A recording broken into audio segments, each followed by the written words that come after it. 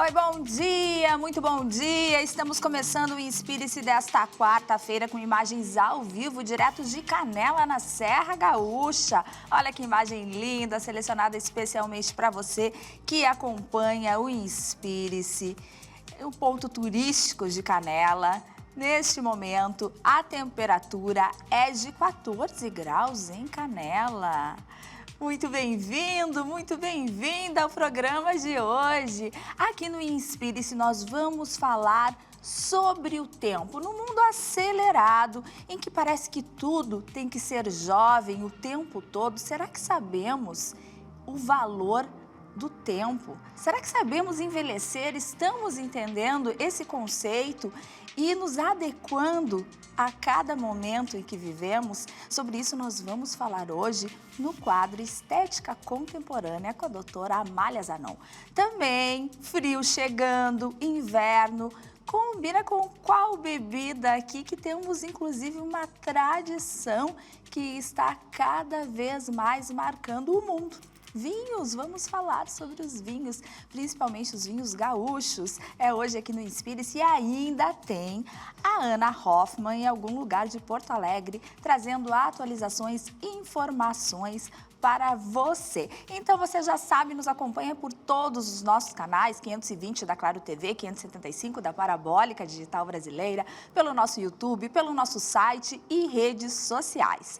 Já te convido a iniciar o programa, então agora, falando sobre esse assunto tão importante que vai nos fazer hoje refletir sobre o nosso próprio tempo, o nosso gerenciamento do envelhecimento. Envelhecer faz parte da vida e nós temos que aceitar isso da melhor forma possível. É sobre isso que falaremos agora no Estética Contemporânea.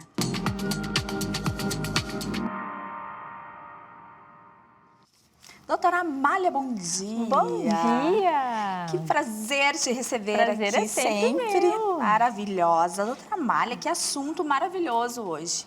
E importante a gente falar disso, refletir sobre isso. Acho que mostra um valor, um conceito, uma preocupação sua nesse momento, realmente com a saúde, inclusive emocional dos seus pacientes, né? Com certeza. Eu penso que as pessoas hoje, eu vejo, claro, a prática clínica, a gente começa a observar, as pessoas estão perdendo a referência sobre o que é envelhecer, sobre o que é ter flacidez. Então, pacientes muito jovens estão com uma preocupação excessiva em relação à flacidez. Muitas vezes elas me procuram e mexem assim, olha aqui, doutora, eu tô com muita flacidez. E as pessoas confundem a mobilidade dos tecidos, que nós precisamos ter essa mobilidade no rosto, até para que a gente possa ter a nossa mímica facial, conversar, ter expressões. Elas confundem isso com flacidez. Uhum. E como se não pudesse, então a gente não pudesse em nenhum momento ter uma flacidez, uma ruguinha. Será que isso tem a ver também, doutora, com essa questão dos filtros, do excesso de comparações, de coisas que a gente vê na nossa rede social, dia a dia, que a gente sabe que não é real, né? Que a gente sabe que não é real. Esses dias até teve uma polêmica muito grande em volta de um vídeo da Débora Seco, que ela fez um vídeo sem filtros e as redes sociais caíram em cima dela, assim, as pessoas ali falando que ela não estava com a pele boa, que não era nada daquilo. E ela é uma pele normal, né? Ela é uma pele normal, aquela é a realidade. O que acontece? A gente acaba se perdendo no conceito do que é normal. As pessoas, elas pensam que todos nós somos perfeitos, com uma pele sem poros, com nada, não tem nenhuma marca. E isso não é a realidade. Uhum. A realidade é que a Débora Seco tem 46 ou 47 anos, ela tem uma pele compatível, ela é muito bonita, ela está belíssima. Maravilhosa. Exato. No entanto, há essa cobrança do para sempre jovens, vamos ser para sempre jovens, e não vai acontecer. Algum grau de flacidez, algum grau de envelhecimento, a gente precisa aceitar. Considerando que hoje nós estamos muito melhores aos 46, 50 anos do que as nossas avós, por exemplo. A gente consegue ver pessoas que não tinham os recursos para que a gente pudesse ficar com essa pele mais bonita, com mais rejuvenescida. Exatamente. E também a gente entender que, acredito, doutora, que a gente tem que aceitar a nossa idade, estar bem para a nossa idade. Isso não quer dizer, não vou fazer nada, não é isso. Mas é aceitar que vamos envelhecer o tempo todo, estamos no processo de envelhecimento desde que nascemos, né? Sim, desde o dia que a gente nasceu. Aceitar o envelhecimento não significa adotar aquela postura eu sou velhinha, não é isso. Eu penso que a gente tem que estar sempre na nossa melhor versão, não importa a idade. Então, a gente vai fazendo os nossos procedimentos dentro das nossas possibilidades e eu sempre falo, nós somos a mulher média. O que é a mulher média? A gente trabalha, cuida da família, cuida, enfim, da nossa casa. A gente vai fazendo nossos procedimentos também conforme as nossas possibilidades financeiras. E muitas vezes os pacientes se comparam com pessoas que são famosas, que têm acesso ilimitado a procedimentos e essa comparação acaba sendo injusta e ingrata, porque não poderemos alcançar, mas pequenas coisas, pequenos hábitos ou pequenos procedimentos que a gente vai fazendo ao longo do tempo, eles vão melhorando muito a nossa aparência, porque rejuvenescer não é a gente voltar a ter 20 anos, é a gente estar na nossa versão cada vez mais bonita, né, e cuidando. Mas envelhecer, todos nós iremos. Exato. Acho bem importante isso, que essa comparação, essas pessoas que vivem da imagem, realmente elas têm um acesso ilimitado àqueles procedimentos, elas não gastam muitas vezes com isso em nada. Elas são patrocinadas muitas vezes pelas empresas. Mesmo assim, quando essas imagens vão para as redes, a público, elas são imagens tratadas, inclusive vídeos. Então, é uma comparação realmente que nunca a gente vai poder alcançar, aquilo inatingível e não é real também. Não é? E tem um outro contraponto nessa questão. Quando a gente vê, por exemplo, o caso da Débora Seco, que a gente mencionou, ela faz ela mostra que ela faz um monte de procedimento. E daí, quando ela aparece sem filtro, as pessoas acham que os procedimentos não valeram a pena. Olha isso. Então, eles pensam, mas ela faz tudo isso e ainda está assim. Está assim. É porque também as pessoas, elas perdem a referência. É que se ela não fizesse nada, a gente tem que sempre pensar, bom, se a partir de agora eu não fizer mais nada, o curso do envelhecimento vai seguir. Mas, no caso de pessoas que são famosas, há uma expectativa muito grande. A pessoa fez e ela acabam fazendo propaganda de procedimentos. E nem tudo é para todo mundo. Nem o procedimento que deu certo com a Andréia, talvez não dê certo com a Amália, não dê certo com a Thaís. Então, a gente precisa ter esse senso crítico de que nem tudo é para a gente. Para todo mundo. E como que a gente sabe que está perdendo a mão? Eu estou exagerando, eu estou buscando algo que realmente não é para mim, não é o momento, né? Quando que a pessoa ela está ultrapassando o limite ali dos procedimentos, de fazer muito procedimento, de uma busca que ela não vai atingir? Eu penso que a gente não deve se render a todos os modismos. Os modismos, uma coisa é quando a gente se rende à moda do vestuário. Que tu pode descartar. Pode descartar. Agora, a moda no nosso rosto, ela é muito mais complicada quando envolve a nossa saúde. Eu penso que o paciente, que ele confia num único profissional, ele tem mais chance de ter sucesso nos seus procedimentos do que aquele paciente assim, eu vi tal coisinha, vou naquele profissional, eu vi tal coisinha, eu vou no outro profissional. E eles pulam de clínica em clínica, buscando, e não há uma continuidade, não há um senso lógico nos procedimentos, porque às vezes eu vejo que o paciente ele faz muita coisa, mas sem sentido. Faz uma coisa, faz outra e os procedimentos nem combinam o que ele está fazendo. E ele precisa valorizar o não que o profissional dá para ele. Se o profissional diz não, é porque o profissional está abrindo mão de receita, ele sabe fazer.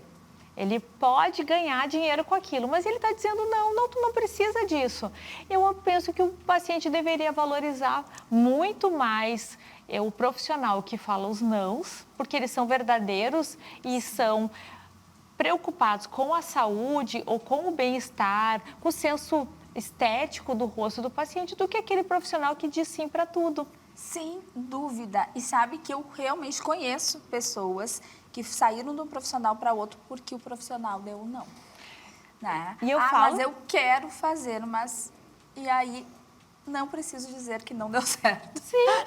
Eu falo para meus pacientes, quando vocês saírem daqui, alguém vai te dizer sim. E eu penso que é desnecessário para ti. Então, pacientes muito jovens perderam a noção do que é envelhecer. Pacientes que estão na casa dos 20, 30 anos me falam, eu preciso repor meu colágeno, eu preciso rejuvenescer. Não, tu não precisa, tu é uma pessoa jovem. Então, uma pessoa jovem a gente pode fazer, eu não sou contra fazer procedimentos leves em pacientes jovens. Não sou contra. Acho que a pessoa tem que fazer coisas para se sentir bem, mas o pessoal está exagerando. E muitas vezes algumas meninas estão ficando com até rostos, caras de pessoas mais velhas. Sim, porque... Pelo excesso. Pelo excesso. O excesso de preenchedores. E eu vejo que o excesso de lábio também, ele acaba envelhecendo. Hoje a gente fica na dúvida se a pessoa tem 35 ou 45, porque há uma padronização na face que a gente perdeu a referência. E eu entendo quando a pessoa perde a referência, porque elas se inspiram em coisas que são irreais, em filtros, que a gente sabe que não é daquela maneira. E elas pensam que quanto mais cedo eu começar, melhor vai ser. Mas depende. Depende de quem conduzir esse teu processo de gerenciamento do envelhecimento. Se tu for conduzido por uma profissional que é adepta dos excessos, tu não vai envelhecer bem. Agora, um profissional que ele é mais comedido, menos é mais, o processo de envelhecimento ele vai ser mais sofisticado. E quando a gente fala no gerenciamento do envelhecimento, tem todas essas questões que você trouxe, doutora, e que são fundamentais, inclusive a questão econômica. Então, é necessário um planejamento junto com esse profissional. É isso para a gente pensar a longo prazo nesse gerenciamento e que seja feito de uma forma, realmente, como a gente está falando, com qualidade, com naturalidade. Sim, já falamos aqui, a naturalidade não é a ausência de procedimentos, são procedimentos bem executados que a gente não consegue identificar o que foi feito. Então, eu brinco com minhas pacientes, ela fala, doutora, eu quero ser natural que nem tu. Bom, então tu tem que procurar outro profissional, porque eu não sou natural. Eu sou cheia dos procedimentos, mas são procedimentos que eles precisam ser bem feitos. Nós precisamos olhar para o rosto das pessoas e dizer, que pessoa, como ela está bonita, como ela está bem. A gente sabe a idade que ela tem, a gente diz assim, nossa, que pessoa que está envelhecendo bem, que ela está bonita, mas a gente não precisa identificar de longe o que foi feito, porque isso acaba descaracterizando. A Isabel Goulart, agora, também fez uma cirurgia que tirou um traço dela muito importante. Ela continua belíssima, ela é bonita, ela é linda, é difícil, dificilmente ela vai ficar feia. Só que a gente precisa preservar traços que são marcantes dentro da nossa estética. E não entrar na moda. E não entrar na moda, porque há 15 anos atrás, 10, 15 anos atrás, a bichectomia era uma moda. Todo mundo queria fazer bichectomia. Hoje, muitas pessoas estão arrependidas. Então, a moda do momento é a elevação do supercílio, a cirurgia plástica, aquela mais agressiva em pacientes jovens. Eu tenho pacientes de 30 anos que já fizeram deep plane.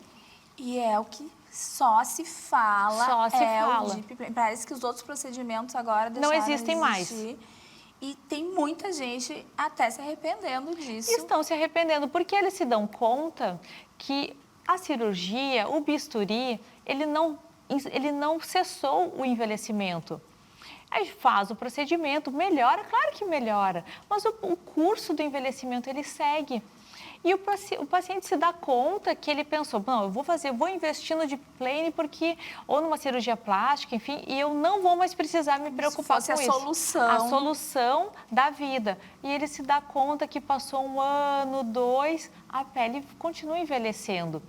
Esse, inclusive, é um modelo que eu quero muito me aprofundar agora quando eu estiver na Coreia, porque as coreanas, elas fazem pequenos procedimentos em menor espaço de tempo. E a cultura do brasileiro qual é? Eu quero fazer uma vez por ano e eu quero resolver todos os meus problemas com aquele único procedimento. Aí fica um valor que também não é atingível. Sim. É um resultado que não é o esperado.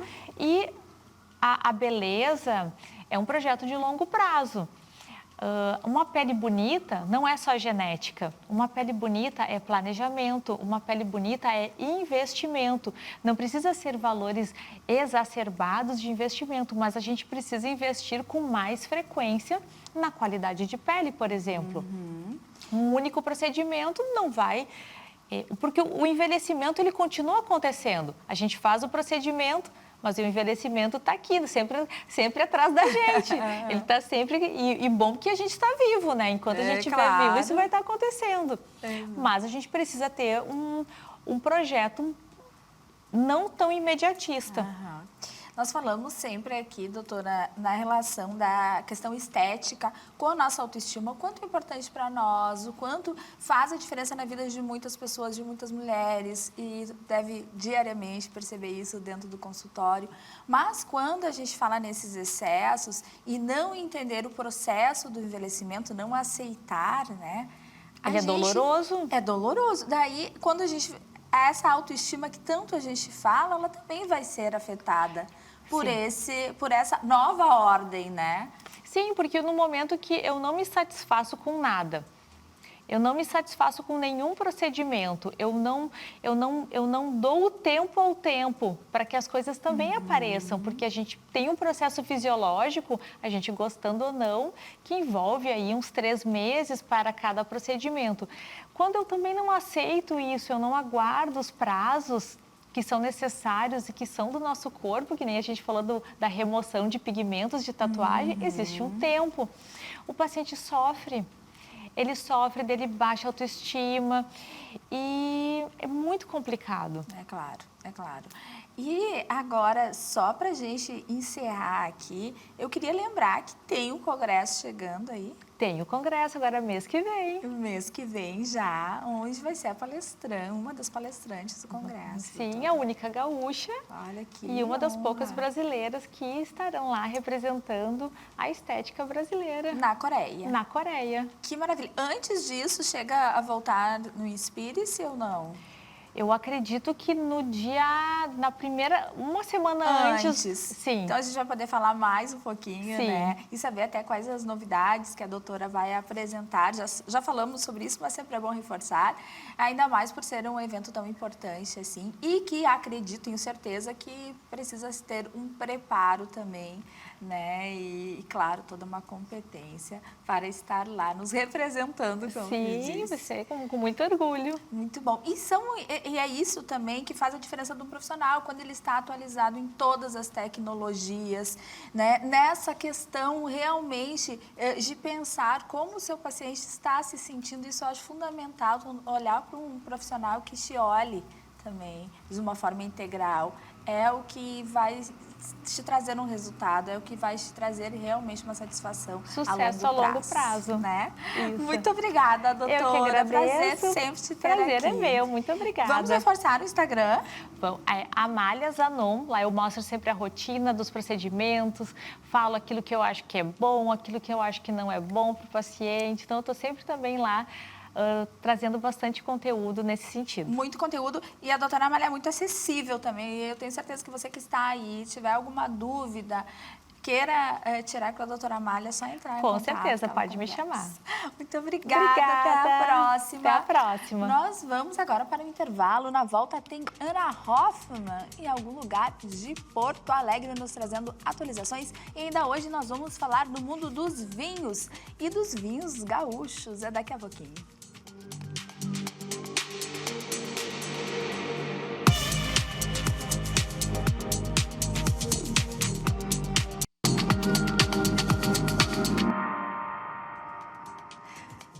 Estamos de volta com o Inspire-se ao vivo para todo o país, com essa imagem belíssima da ponte do Rio Uruguai, com divisa aí com o estado de Santa Catarina. Olha que imagem bonita para você. E agora nós vamos conversar com a Ana Hoffman, que está na Casa de Cultura Mário Quintana. É isso, Ana? Bom dia! É isso mesmo, Andréia. Bom dia para ti, bom dia a todos que acompanham o Inspire-se e toda a programação da Masper TV. Sim, hoje eu estou aqui na Casa de Cultura Mário Quintana, um local muito conhecido aqui em Porto Alegre, né? A gente sabe que é um ponto turístico, inclusive, mas eu vim hoje aqui, Andréia, para fazer ao vivo, porque está acontecendo agora a reabertura do Teatro Bruno Kiefer. Inclusive, o governador Eduardo Leite, daqui a pouquinho já vai ali no palco principal assumir essa fala e, claro, oficialmente fazer essa reabertura. O teatro que agora teve um investimento de mais de 3 milhões e 600 mil investidos em toda a restauração, contemplando uma restauração integral da plateia, adequações às normas de acessibilidade, substituição de poltronas também, carpetes, forros e melhorias que com certeza vão enriquecer cada vez mais esse teatro. Esse teatro que ele é rico, né? Ele é muito importante para a nossa cultura, para a nossa história aqui do estado e estava fechado, né? Desde fevereiro. Então ele foi desde fevereiro de 2025 e agora com essa reabertura oficial vai poder receber novamente, né, peças de teatro e, claro, reforçando a nossa cultura aqui do estado. Todo mundo, quem não gosta de assistir uma bela peça no teatro e nada como um teatro renovado e bonito. Como eu disse, 3 milhões e 600 mil foram investidos, né, nessa restauração. Esse espaço que é um dos principais do estado do Rio Grande do Sul para a cena artística cultural, né? Então a gente fica muito feliz de estar acompanhando essa reabertura, mais um investimento aí do governo do estado.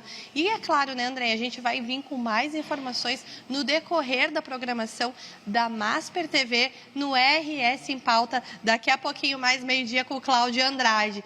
Essas são as informações de hoje, Andréia. Volto contigo aí no estúdio. Obrigada, Ana. Muito obrigada. Que notícia maravilhosa aí pra gente, né? Para todo o nosso estado. Um orgulho ter Casa de Cultura Mário Quintana. E esse Teatro Bruno Kiefer é incrível e eu tenho certeza que agora, depois de todas essas reformas, ficou melhor ainda, um ponto importante de cultura, de tradição da nossa capital gaúcha, a Casa de Cultura. Então, um momento marcante. Muito obrigada, Ana Hoffman. Nós vamos agora para o intervalo e na volta nós voltamos falando sobre vinhos. É daqui a pouquinho.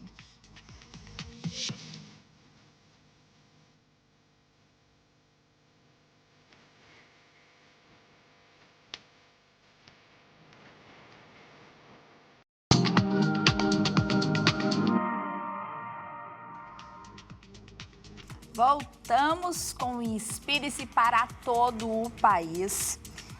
E agora com imagens de Porto Alegre, capital gaúcha, nesse momento 18 graus por aqui.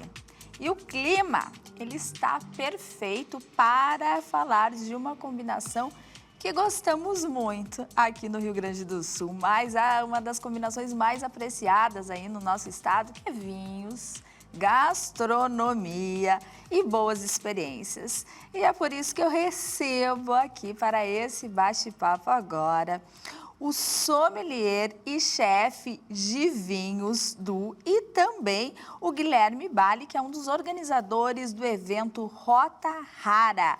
Muito bem-vindos, que prazer recebê-los. Muito obrigado pelo convite, um prazer estar falando com todos os telespectadores. Bom dia a todos, obrigado pelo convite. E eu que agradeço, e é o que eu disse, né? Quando a gente começa nesse clima, nosso estado, ele é muito, como a gente fala para o Brasil todo, estamos em todo o país, né? A gente fala de uma característica do nosso estado, quando começa o inverno, a gente começa a se adequar também em termos de gastronomia, né? De comportamentos também a essa temperatura. Pinhão e vinho. Pinhão e vinho, não é? E o vinho é a bebida que mais combina, acredito eu, com essa nossa temperatura. E para isso, então, vamos conversar sobre, já iniciando, quem sabe, sobre esse evento que é o Rota Rara, que é um evento que reúne 100 vinícolas, é isso mesmo, Guilherme? É isso mesmo. Então, o tempo realmente está muito propício para tomar um bom vinho. Tu imagina, então, 100, né? Nossa. Uma experiência super completa que nós vamos ter nos próximos dias 29 e 30 no Vista Pontal. Então, já fica o convite para todos os moradores aqui da região de Porto Alegre que consigam, né, participar. É um evento anual, né, onde a gente reúne 100 vinícolas de todas as regiões do estado e cada vinícola coloca apenas o seu melhor rótulo.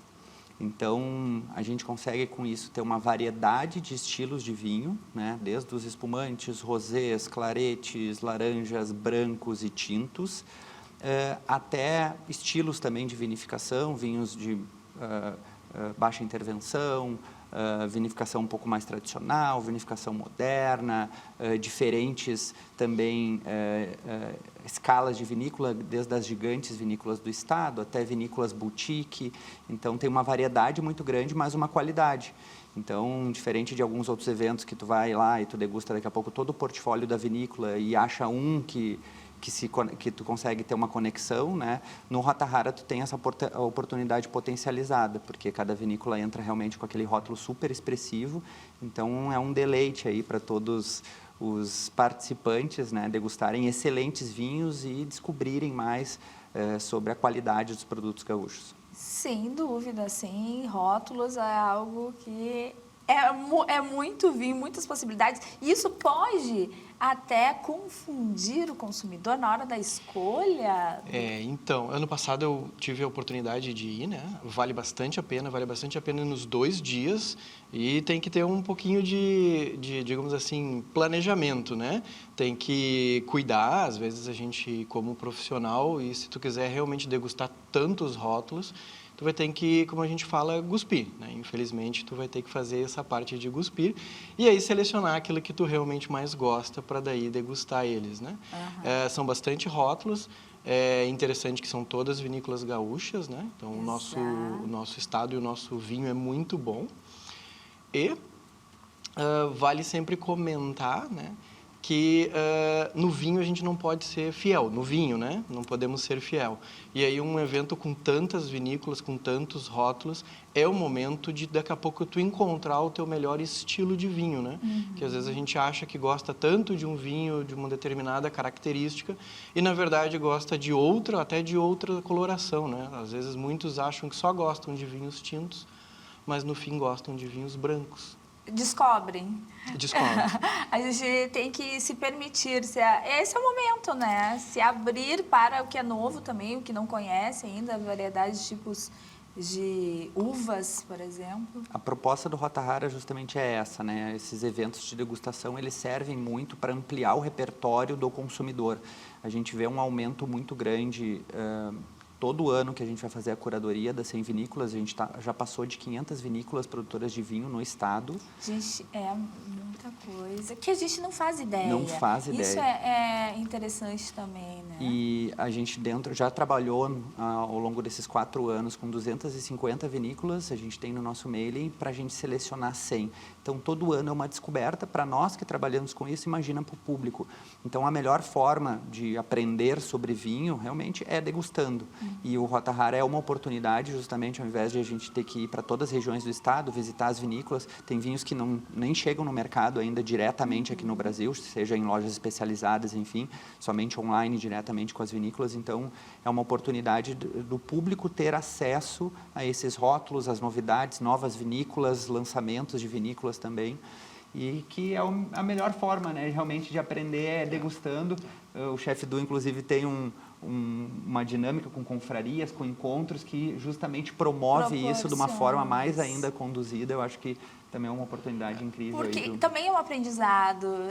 A gente fala, né, infelizmente, a pior parte de aprender sobre vinho é que tem que degustar, né? tem que ter, degustar e degustar rótulos, degustar novas vinícolas surgem a cada ano, surgem novas vinícolas muito mais do que fecham. Hoje tu vê muito poucas vinícolas sendo fechadas, encerrando suas atividades, pelo contrário, cada vez abre mais. cada vez mais com focos diferentes, né? Porque a gente ainda é um país, né, em termos de produção de vinho de qualidade, a gente ainda é um país de menos de 50 anos, né, em vinhos de qualidade. Se comparar com outros lugares, né, que tem um know-how muito maior, a nossa curva de aprendizado, tanto na forma de fazer vinho e de consumir vinho, ela é muito alta, né? E é isso que a gente busca, né, mostrando e dando mais conhecimento para o público, né? A gente tem que mudar um pouquinho da nossa forma de consumir o vinho, né? Da nossa cultura de pensar sobre o vinho, é Exatamente. isso? Porque hoje sabemos, então, que temos qualidade. Antes a gente pensava, quando pensava em vinho, em vinhos, eram vinhos ou espanhóis, ou portugueses, né? Vinhos de fora. Hoje a gente pode pensar no vinho gaúcho como um produto também de referência e qualidade. Exatamente. Sem dúvida, né? Porque o vinho gaúcho, como o chefe Du falou, ele vem numa crescente muito grande, não só na quantidade de vinícolas, mas também da qualidade, em função de tecnologia, de pesquisa, de investimento, de personagens do mundo do vinho que também vieram. Inclusive, no Rota Rara, nós vamos homenagear o Mário Gás, que é o proprietário da família Gás, que é uma vinícola que revolucionou a produção de espumantes. Ele faz parte da primeira denominação de origem somente de espumantes da América do Sul, do Novo Mundo, na verdade, até. Então, esses vinhos, por exemplo, produzidos lá, eles vão para concursos internacionais, conseguem excelentes pontuações comparado com os melhores espumantes e champanhes do mundo. Então, o produto gaúcho agora sim, né, ele tem uma qualidade reconhecida mundialmente e é importante que até o nosso público interno também conheça um pouquinho mais para dar mais valor, para estar mais aberto ainda a isso, e o Rota Rara é um evento para isso, né, para tu conhecer realmente a qualidade dos vinhos que a gente produz aqui. Chefe Du, e a gente tem ainda a ideia de que o vinho branco é um vinho do verão, mais para o verão, o vinho rosé também é um vinho que combina com temperaturas mais quentes, e o tinto é o vinho do inverno. Até que ponto isso é verdade ou é mito? Mitos no mundo do vinho existem vários, né? E eu trouxe, inclusive, um vinho que é para dar uma quebrada nesse mito. Principalmente da uva Chardonnay e principalmente do Novo Mundo, né? Incluindo o Brasil, que tem um clima mais quente por natureza, então ele vai produzir uma uva Chardonnay com um pouco mais de peso, um pouco mais de cremosidade em boca e aceitando a passagem por barrica. Então, hoje a gente tem grandes vinhos de vinícolas que estão passando 10, 12, provei recentemente um com 36 meses de barrica, que é um vinho branco. Então, isso vai dar mais peso, isso vai aceitar um vinho branco e com o galeto e com outras combinações que o pessoal está associando ao inverno e não ao verão, muitas vezes. Então, um vinho branco, né, também ele pode ir bem com uma temperatura mais baixa. Assim como o contrário. A gente tem vinhos brancos, né? Falou sobre o Claret. Claret é um vinho tinto. É um vinho tinto que é quase um vinho rosé. E aí tu vai servir ele numa temperatura entre 10 a 13 graus, que é um vinho mais refrescado, né? Um vinho uma temperatura mais baixa, que vai muito bem com o verão. Então, isso é a primeira coisa que a gente fala, né? É que nós precisamos consumir vinho. Depois a gente ajeita tudo, mas primeiro a gente consome o vinho. Então, consumir vinho no inverno, consumir vinho no verão, né? Espanha, verão é 40, 45 graus e se consome vinho tinto.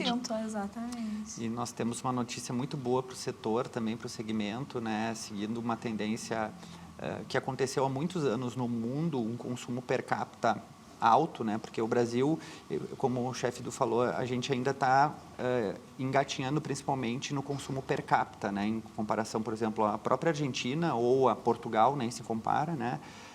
Nosso consumo per capita ele é muito baixo, só que de um ano para o outro, do ano passado para esse, aumentou 40%. Nossa, o que é muito. O que é muito. Então, a gente vê essa pequena mudança do estilo e do comportamento do consumidor, como pode impactar para que esse número cresça cada vez mais, né? Então, a gente vê o consumidor abrindo um pouquinho mão daquela cervejinha do dia, indo para um churrasco, tomando um vinho, fazendo essa harmonização, na beira da praia, tomando vinho branco, vinho rosé, espumantes sendo produzidos no Nordeste brasileiro, por exemplo, ajudando nessa disseminação da cultura. Então, a gente está evoluindo muito nesse sentido, né, de angariar novos consumidores para o vinho e depois, num segundo passo, com a educação e com eventos de degustação, fazer esse consumidor dar um passinho a mais para entender um pouquinho mais sobre vinho e sair daqueles vinhos mais de entrada, enfim, e começar a se aventurar, né, naquelas gamas mais altas. Nós viemos meio que na contramão, né? Porque todo mundo ele deu uma recuada no consumo de vinhos, e o Brasil, ele, na verdade, está aumentando. É que a gente tem muito potencial, né? A gente precisa educar as pessoas e tirar alguns preconceitos, né? E tem quais estados, tem esse dado de quais estados estão consumindo mais vinho? Rio Grande do Sul é o estado que mais consome vinho per capita, né? Claro, a gente tem aqui, até o ano passado, que eu me lembro desse dado, o Rio Grande do Sul representava 90% da produção de vinhos. Então, a nossa cultura, né, tradicionalmente, ela é muito consolidada, né? E muito em função do clima também e tudo mais, né? Mas, com certeza, os outros países, os outros estados, por exemplo, até destaca-se a produção agora em Minas Gerais, na Serra de São Paulo, na Serra do Rio de Janeiro, Brasília. Então, Goiânia, Goiás. Existem muitos terroirs, né, muitos ambientes novos produtores de vinho, inclusive em Minas Gerais, em função de uma técnica chamada dupla poda, que está sendo exportada para outros países, que em determinado momento não se acreditava que aquele clima e aquele solo pudesse gerar um bom vinho. E agora, com essa tecnologia desenvolvida por um brasileiro, isso está podendo ser difundido e descobertos, né, dessa forma, outros terroirs no mundo. Que maravilha. Quando a gente fala de vinho, a gente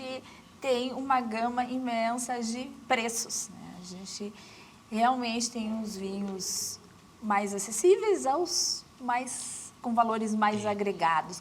Na hora da escolha de um bom vinho, preço, ele tem um papel importante? Claro que ele é um fator, né? Ele é um fator que vai influenciar que tu comprar um ou outro vinho. Mas existe uma coisa que a gente fala, né? Que é o vinho caro e o vinho barato. Um vinho caro pode ter um preço mais baixo e um vinho barato pode ter um preço mais alto. Tudo depende do que tu gosta. Às vezes as pessoas elas não gostam de vinho porque elas tiveram uma experiência, só uma. E aí aquele sabor, aquela, principalmente sensação de boca, não foi agradável, não foi legal, né? E muitas vezes ela deveria ter comido alguma coisa junto, né? E aí isso vai facilitar a fazer uma harmonização melhor com o líquido dentro da boca. E aí tu vai gostar mais de um vinho ou de outro.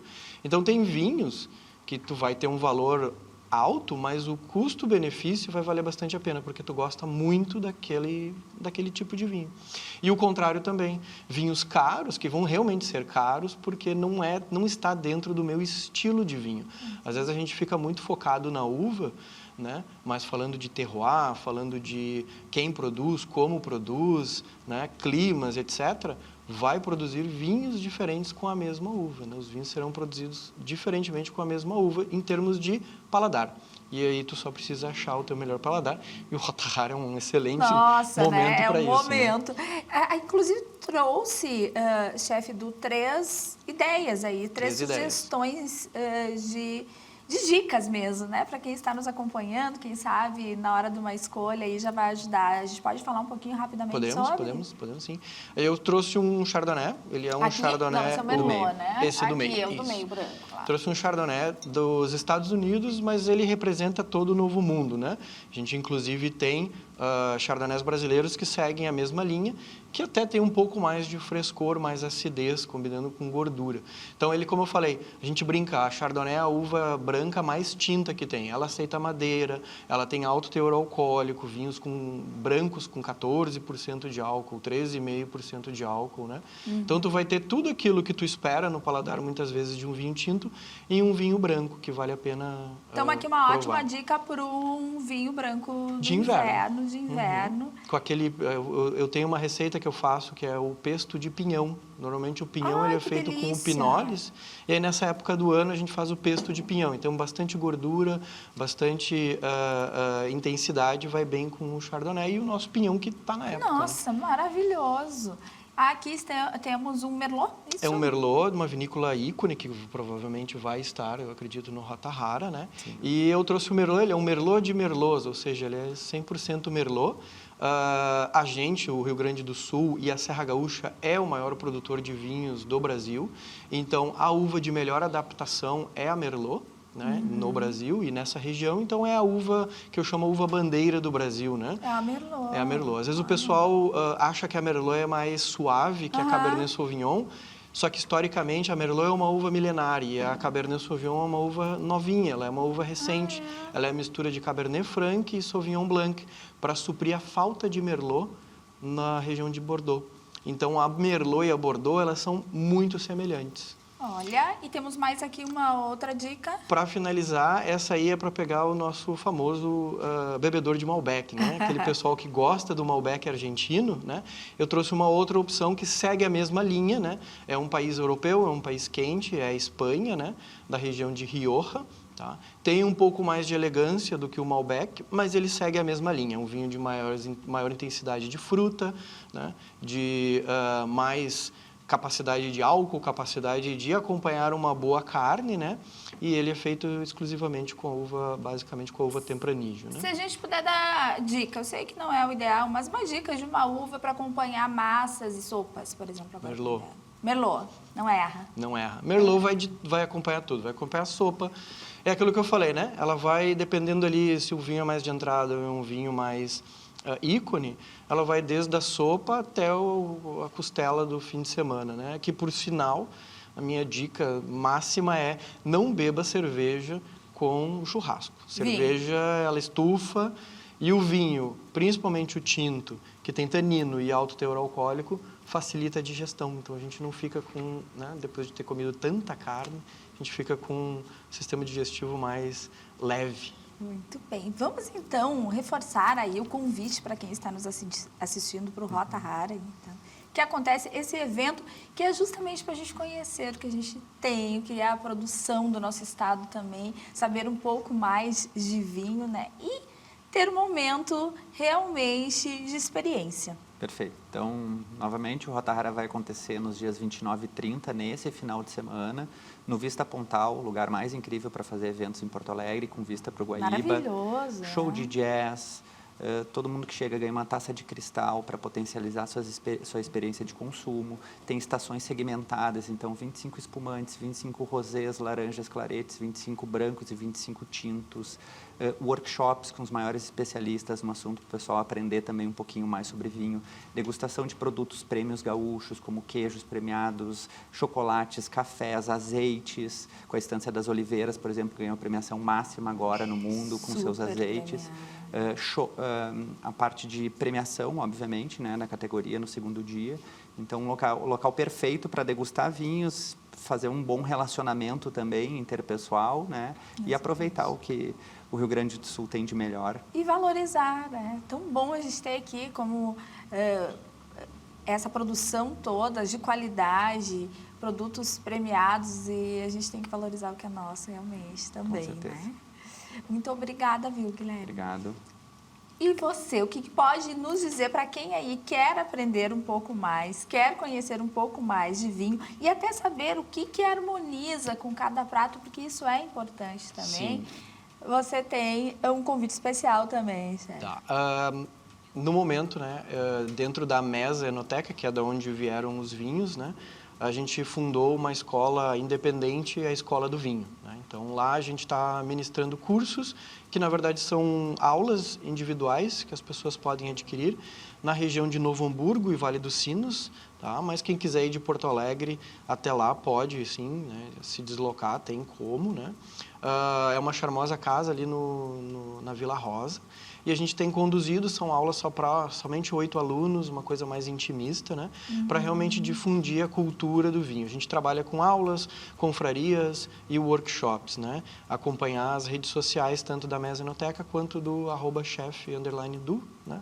E lá eu também dou outras dicas de vinho, dicas de harmonização, né? Dicas de pratos, né? Então ficar acompanhado e ligado lá nas redes sociais é sempre bom. Perfeito, muito obrigada. Muito obrigada a vocês mesmo. Sucesso aí no evento. Obrigado. E até a próxima, então. Até a próxima.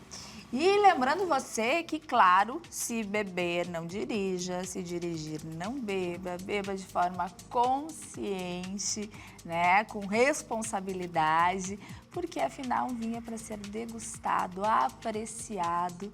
E aqui nós temos a responsabilidade também de falar para você que a gente se importa com a sua saúde. E o vinho é um momento de prazer e experiência, com responsabilidade, é claro. Muito obrigada pela sua companhia. Nos vemos amanhã, quinta-feira, às 10h30 da manhã, em mais um programa ao vivo aqui na Master TV. Um beijo e até lá.